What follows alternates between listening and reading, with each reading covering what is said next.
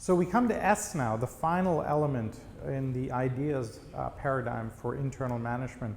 And the S stands for social technologies, right? And the idea of using social activity streams, file sharing, online collaborative environments, social networks, reduces the distance between people. J.P. Rangaswamy is the chief scientist at Salesforce and a noted thinker in this space, thinks there are three key reasons to use social technologies. First, as I mentioned, reduce the distance between obtaining and processing information and decision making. Very, very critical, because that speed gives you as an overall organization an enormous advantage.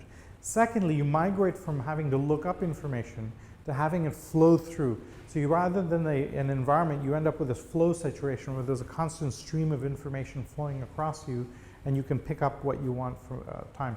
And third, that ability to be connected and aware of what everybody else is doing in the organization leverages community really effectively and allows you to leverage a community extremely effectively to build out ideas like the DIY drones community or the TED community.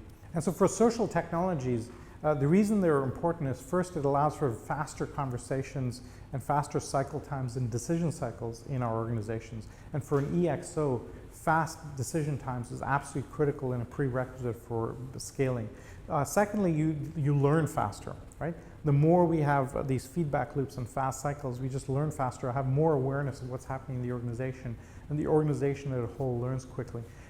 Maybe the most important is that social technologies in an environment of fast growth stabilize the team.